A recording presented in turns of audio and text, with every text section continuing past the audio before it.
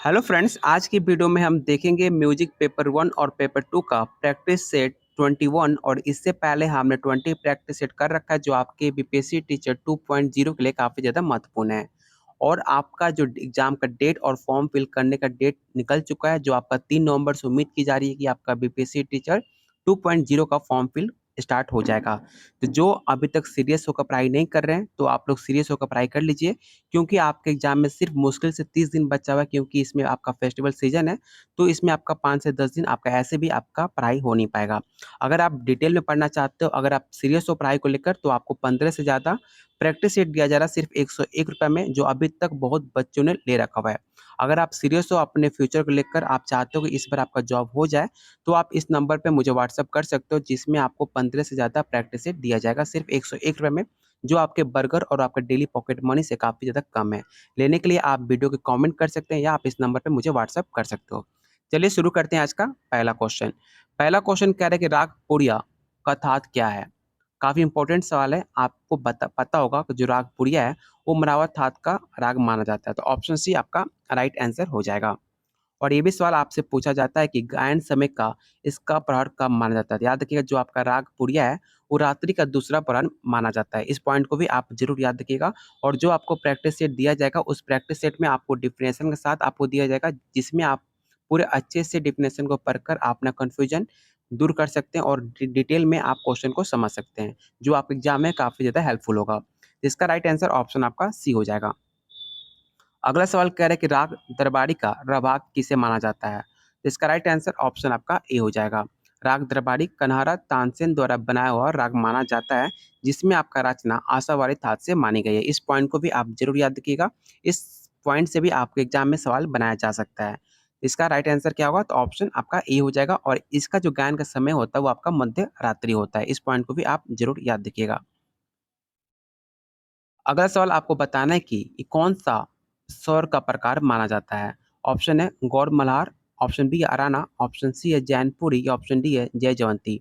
इसका right answer option आपका ए हो जाएगा। ये स्वर संगीत राग गौड़ मल्हार को दर्शाता है, जो आपके राग गौड़ के नाम से भी जाना जाता है। इसे आप ज़रूर याद रखिएगा। ऑप्शन ए आपका राइट आंसर हो जाएगा। आपको बताना है कि इन 4 ऑप्शन में कौन-सा सितार का घराना माना जाता है। काफ़ी इंपॉर्टेंट सवाल है। इस क्वेश्चन को आप विवेक क्वेश्चन टिक आउट कर लीजिएगा। उम्मीद है कि आपके पेपर में ऐसे सवाल आपको देखने को मिलेगा और डेफिनेटली है कि ये सवाल आपको देखने को ज़रूर मिलेगा। और याद रखिएगा, जो आपका सैन्य घराना है वो आपका सितार घराना का माना जाता है। ऑप्शन सी आपका राइट आंसर हो जाएगा। और जो आपका तानसेन है, इस सैन्य घराने के आदि स्वरूप माने जाते हैं। तो ऑप्शन आपका सी राइट आंसर होगा। इस पॉइंट को आप ज़रूर याद रखिएगा। चलते हैं अगले क्वेश्चन, क्वेश्चन 5 पे। निम्न में किस राग में दोनों मध्य स्वरों का प्रयोग होता है? इस क्वेश्चन को आप विवेक क्वेश्चन टिक आउट कर लीजिएगा। और कोशिश कीजिए, जो मैं आंसर बता रहा हूँ तो आंसर बताने से पहले आप लोग कमेंट बॉक्स में आप लोग आंसर लिखते चलिए। ऐसे करने से क्या होता है, तो आप अगर ट्राई करोगे आंसर बताने का तो आपको प्रैक्टिस हो जाएगा। और जो क्वेश्चन आप कमेंट करोगे उसका आंसर भी आपको याद हो जाएगा। इसका राइट आंसर क्या होगा? तो उसका राइट आंसर ऑप्शन आपका बी हो जाएगा। क्वेश्चन 6 कह रहा है कि इनमें से कोई एक सितार वादक नहीं है। आपको बताना है कि इन 4 ऑप्शन में कौन एक सितार वादक नहीं माने जाते हैं। आपको पता होगा पंडित शिव कुमार शर्मा जो हैं वो आपके सितार वादक नहीं माने जाते हैं। तो ऑप्शन आपका डी राइट आंसर हो जाएगा। अगर इनकी जन्म की बात की जाए तो इनका जन्म 13 जनवरी 1938 को हुआ था जम्मू में। इस पॉइंट को भी आप ज़रूर याद रखिएगा। ऑप्शन आपका डी राइट आंसर हो जाएगा। क्वेश्चन 7 कह रहा है कि सितार पर इनमें से कौन-सा एक नहीं बजाया जाता है? काफ़ी इंपॉर्टेंट सवाल है। इस क्वेश्चन को आप विवेक क्वेश्चन टिक आउट कर लीजिएगा। और याद रखिएगा, जो आपका कायदा होता है वो आपका तबले पर प्रयुक्त होने वाला मूल वर्णों का निर्मित आपका नियम बंद बंदिश कहते हैं। तो ऑप्शन आपका डी राइट आंसर हो जाएगा। और सितार में आपका 12 प्रकार का वादन क्रियाओं, जैसे आपके जोर, आलाप, झाला, यहाँ पे 12 आपको नाम दिया गया है। इसका स्क्रीनशॉट आप ले लीजिएगा अगर आपके पास प्रैक्टिस सेट नहीं है, क्योंकि जितने लोग मेरे वीडियो देखते हैं मैक्सिमम लोगों के पास प्रैक्टिस सेट ऑलरेडी ले रखा हुआ है। तो मुझे बोलना नहीं पड़ता है, इसका स्क्रीनशॉट आप ले लीजिए। लेकिन अगर आप चैनल पे नए हैं तो आप इसका स्क्रीनशॉट आप ज़रूर ले लीजिएगा। इसका राइट आंसर ऑप्शन आपका डी हो जाएगा। क्वेश्चन 8 कह रहा है कि इनमें से एक प्रख्यात सितार वादक नहीं कौन है, आपको बताना है।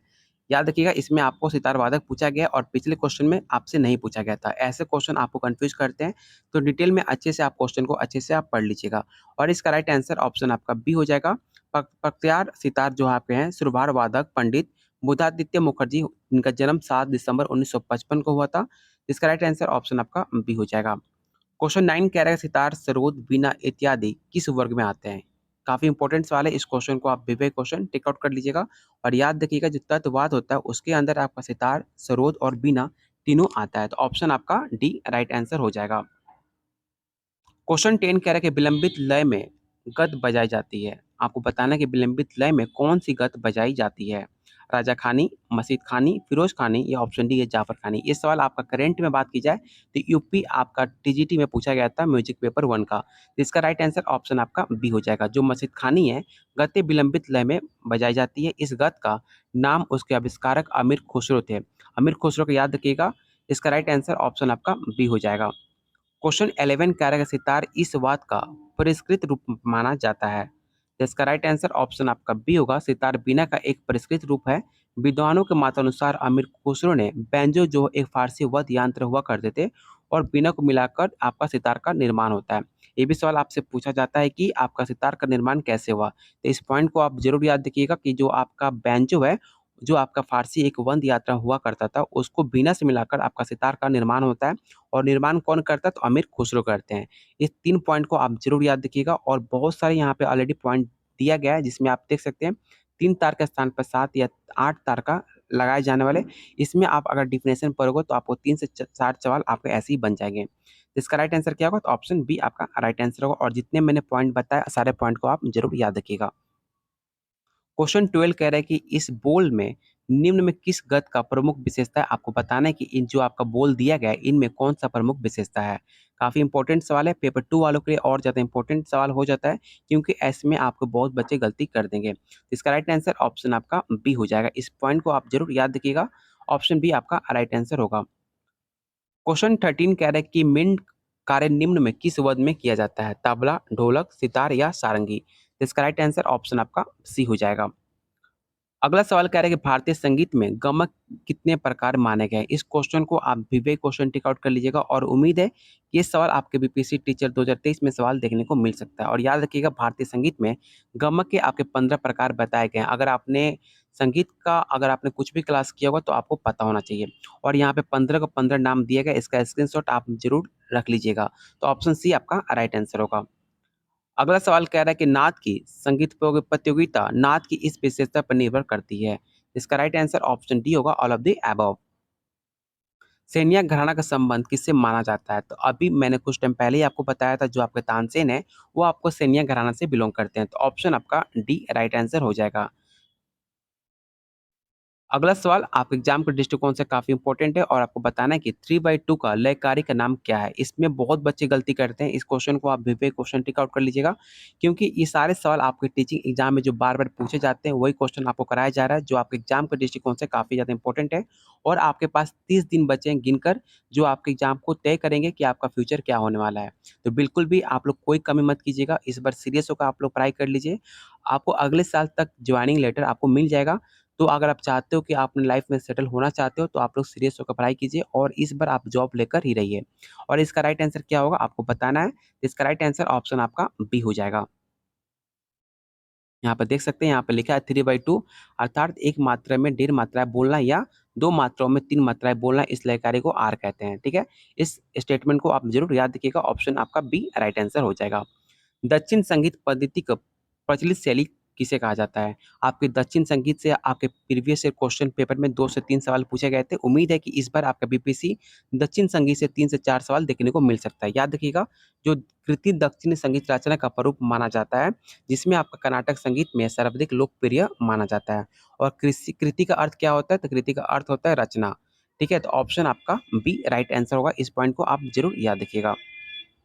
अगला सवाल कह रहा है कि कहा जाता है कि सितार का आविष्कारक किसने किया? तो अभी मैंने कुछ टाइम पहले ही बताया था कि सितार के आविष्कारक आपके अमीर खुसरो को जाता है। तो ऑप्शन आपका सी राइट आंसर होगा। और कब किया था? तो याद रखिएगा 14वीं शताब्दी में आपके अमीर खुसरो ने किया था। और किसके टाइम में? तो अलाउद्दीन खिलजी के दरबारी हजरत हुआ करते थे आपके अमीर खुसरो। तो ऑप्शन सी आपका राइट आंसर हो जाएगा। संगीत रत्नाकर ग्रंथ की रचना किस शताब्दी में हुई? इस क्वेश्चन को तो आप पहले भी वही क्वेश्चन टिक आउट कर लीजिएगा और याद रखिएगा, संगीत रत्नाकर की रचना आपके 13वीं शताब्दी के उत्तरार्ध में माना जाता है। सारंगदेव का समय हुआ करता था 1210 से लेकर 1247 ईस्वी में, उसी के बीच आपका संगीत रत्नाकर का रचना होता है। तो ऑप्शन बी आपका डी राइट आंसर होगा, 13वीं शताब्दी। इस पॉइंट को आप जरूर याद रखिएगा क्योंकि सवाल बार-बार आपके टीचिंग एग्जाम में पूछे जाते हैं। इस क्वेश्चन को आप बिल्कुल मत भूलिएगा। तो ऑप्शन डी आपका राइट आंसर हो जाएगा। और जितने लोग वीडियो देख रहे हो तो प्लीज़ वीडियो के पास में एक लाइक का बटन दिया होगा, प्लीज़ आप लोग सारे लोग वीडियो को लाइक कर लीजिए और जितना हो सके वीडियो को ग्रुप में अपने दोस्तों के साथ शेयर कीजिए, जिससे मुझे मोटिवेशन मिले आप लोग के लिए और ज़्यादा वीडियो बनाने की। क्वेश्चन 21 कह रहा है कि मेयर घराना विख्यात तंत्र वादक कौन माने जाते हैं? इसका राइट आंसर ऑप्शन आपका ए हो जाएगा, पंडित रविशंकर मेयर घराने के विख्यात माने जाते हैं, जो आपके सितार वादक हुआ करते थे। और इनका जन्म की बात की जाए तो इनका जन्म 7 अप्रैल 1920 में आपके उत्तर प्रदेश के बनारस में हुआ था। सारे पॉइंट को आप ज़रूर याद रखिएगा, ऑप्शन ए आपका राइट आंसर हो जाएगा। अगला सवाल कह रहा है कि आपके निम्न में सितार पे बजाया जाता है। आपको बताना है कि 4 ऑप्शन में कौन-सा ऑप्शन है जो सितार पर बजाया जाता है। तो इसका राइट आंसर ऑप्शन आपका बी हो जाएगा, जो आपका जोर आलाप है, वो आपका सितार पे बजाया जाता है, जिसका अर्थ होता है जोड़ना। तो ऑप्शन बी आपका राइट आंसर हो जाएगा। मध्य काल के तंत्रवादक किसे माना जाता है? काफ़ी इंपॉर्टेंट सवाल है, इस क्वेश्चन को आप याद रखिएगा। बहुत बच्चे इसमें कन्फ्यूज़ हो जाते हैं, मध्यकाल किसे कहा जाता है? तो मध्यकाल के आपका तंत्रवादक हुआ करते थे सारंग। इसका राइट आंसर ऑप्शन आपका डी होगा। तो इनका जो आपके शासनकाल की बात की जाए, शासनकाल इनका 1719 से लेकर 1748 बीच में चला था। तो ऑप्शन डी आपका राइट आंसर हो जाएगा। निम्न में कौन बाज हलीम जाफर खां के परिचित हुआ करते थे? इसका राइट आंसर ऑप्शन आपका बी होगा, जफर खानी। अगला सवाल कह रहा है कि इनमें कौन परिमिल प्रवेशक राग है? इस क्वेश्चन को आप भी वही क्वेश्चन टिक आउट कर लीजिएगा और याद रखिएगा, जो आपका राग जय जयवंती खमाज था से काफ़ी थात को रंगों में प्रवेश किया जाता है, जिसका अर्थ हो जाएगा ग शुद्ध होता है और काफ़ी थात में ग कोमल होता है। इस पॉइंट को आप जरूर याद रखिएगा। इस पॉइंट को आप जरूर याद रखिए क्योंकि ऐसे सवाल आपके बनाए जा सकते हैं। तो ऑप्शन डी आपका राइट आंसर होगा, जय जयवंती। निम्न में किस राग में दोनों म का प्रयोग नहीं होता है? ये सवाल आपको बात की जाए करंट में आपका DSSB 2021 में पूछा गया था ये सवाल। इसका राइट आंसर ऑप्शन आपका सी होगा, पुरिया। क्वेश्चन 27 कह रहा है कि निम्न में कौन सा राग जोग चंद्र कोश का मिश्रण है? इसका राइट आंसर ऑप्शन आपका बी होगा, जोग कोश। क्वेश्चन 28 कह रहा है कि राग भैरव एक है। तो राग जो भैरव है आपका एक शुद्ध राग माना जाता है, जिसमें आपके राग में किसी राग की छाया भी नहीं आती है, उसे आप शुद्ध कहा जाता है। तो ऑप्शन ए आपका राइट आंसर होगा। अगला सवाल आपके एग्जाम के दृष्टिकोण से काफी इंपॉर्टेंट है और आपको बताना है कि संधि प्रकाश राग प्रस्तुत कब किया जाता है? दिन में, रात्रि में या दिन रात्रि, या ऑप्शन डी है अर्धरात्रि। इस सवाल को आप भी वही क्वेश्चन टिक आउट कर लीजिएगा और याद रखिएगा, जो आपका संधि प्रकाश है, दिन और रात्रि का मिलन बेल को संधि बेला कहते हैं। तो ऑप्शन सी आपका राइट आंसर हो जाएगा। क्वेश्चन 30 कह रहा है कि अल्पत्तों के कितने प्रकार होते हैं? तो आपको पता होना चाहिए, मैंने पहले भी आपको बता रखा है कि अल्पत्तों के आपके टोटल 2 प्रकार माने गए हैं। कौन-कौन से? तलंघन अल्पत्तो और आपका दूसरा जो होता है अनभ्यास अल्पत्तो। इन दोनों को आप याद रखिएगा, आपके एग्जाम में पूछा जा चुका है इनके 2 प्रकारों का नाम। तो ऑप्शन ए आपका राइट आंसर हो जाएगा। क्वेश्चन 21 कह रहा है कि मध्यम ग्राम में पंचम स्वर कौन से होते हैं? तो आपको पता होना चाहिए कि मध्यम ग्राम जो पंचम स्वर होता है वो आपका 16 श्रुतियों पे होता है। तो ऑप्शन बी आपका राइट आंसर हो जाएगा। अगला सवाल कह रहा है कि आधुनिक काल में संगीत पर इनका प्रभाव सबसे ज्यादा किस पे देखने को मिला? तो जो आपका सौंदर्य है, सबसे ज्यादा आपका संगीत का प्रभाव देखने को मिला था आधुनिक काल में। तो ऑप्शन सी आपका राइट आंसर हो जाएगा। क्वेश्चन 32 कह रहा है कि क्वेश्चन 33 है, सॉरी। राग जिसमें बिहाग और कल्याण का मिश्रण है, उसे किसे क्या कहा जाता है? इस क्वेश्चन को आप विवेक क्वेश्चन टिक आउट कीजिएगा और याद रखिएगा, जिसमें आपका बिहाग और कल्याण का मिश्रण हो उसे पारो बिहाग के नाम से जाना जाता है। तो ऑप्शन आपका बी राइट आंसर हो जाएगा, मारू बिहाग। क्वेश्चन 34 कह रहा है कि उस्ताद अलाउद्दीन खान ने क्या स्थापित किया था? तो काफ़ी ईज़ी सवाल है और काफ़ी इंपॉर्टेंट सवाल है और बहुत बच्चे इसमें गलती करते हैं और बहुत बच्चे गलती क्या करते हैं, तो इसका ग्वालियर घराना टिक आउट करते हैं। लेकिन याद रखिएगा, जो आपका उस्ताद अलाउद्दीन खान हुआ करते थे, वो आपके मेयर घराने से बिलॉन्ग करते थे, जिनका 1881 से 1972 माना जाता है, जो आपके मध्य प्रदेश में आपका मेयर देखने को मिलता है। तो ऑप्शन सी आपका राइट आंसर होगा, इसमें आप कोई भी गलती मत कीजिएगा। और यहाँ पे देख लीजिए, यहाँ पे ऑलरेडी लिखा है कि मेयर कॉलेज ऑफ म्यूजिक का स्थापना किसके द्वारा किया गया? तो आपके अलाउद्दीन खान ने किया था। इन्हें पद्म भूषण 1958 में मिल चुका था और संगीत नाटक अकेडमी 1952, पद्म विभूषण आपको 1971 में सम्मान प्राप्त इनको हो चुका है। काफ़ी इंपॉर्टेंट सवाल है। इस क्वेश्चन को आप विवेक क्वेश्चन टिक आउट कर लीजिएगा और देख सकते हैं कि आपके जो डिफिनेशन दिया गया, यहाँ पे डिफिनेशन कितना इंपॉर्टेंट रोल निभा रहा है। डिफिनेशन में आपको कितने सारे क्वेश्चन छुपे हुए हैं। इसलिए मैं कह रहा हूँ कि आपको सिर्फ ₹101 खर्च करना है, जो आपके पॉकेट मनी से भी ज़्यादा कम है, जो आपको फ्यूचर को और सिक्योर कर सकता है। और आज का लास्ट क्वेश्चन रहेगा और इसका आंसर आप लोग कमेंट बॉक्स में बताइएगा कि पंडित ऑवल द्वारा रचित ग्रंथ कौन-सा है? इस क्वेश्चन का आंसर आप लोग कमेंट बॉक्स में आप लोग बताइएगा कि मुझे पता चलना चाहिए कि आपकी तैयारी कैसी चल रही है। क्योंकि आपका एग्ज़ाम 1 महीने के अंदर हो जाएगा, तो मुझे पता होना चाहिए कि आपका तैयारी कितना है और कहाँ पे आपकी कमी हो रही है। और जो बच्चे काफ़ी ज़्यादा सीरियस हैं अपने पढ़ाई को लेकर, तो आप 15 से ज़्यादा प्रैक्टिस सेट ले ले सकते हो सिर्फ़ ₹101 में, जो आपको कहीं नहीं मिलेगा। ज़्यादा डिटेल के लिए आप मुझे व्हाट्सएप कर सकते हो या आप वीडियो के कमेंट कर सकते हो। आपको वहाँ पे कमेंट का रिप्लाई आपको ज़रूर दिया जाएगा। और आप लोगों से रिक्वेस्ट है, जितने लोग आप वीडियो देख रहे हो, तो प्लीज़ वीडियो को लाइक और शेयर अपने दोस्तों ग्रुप्स में ज़रूर शेयर कीजिएगा। और जो पहली बार विज़िट कर रहे हैं इस चैनल पे, तो ज़रूर चैनल को सब्सक्राइब कर लीजिएगा। बहुत जल्द मिलते हैं अगले क्लास में।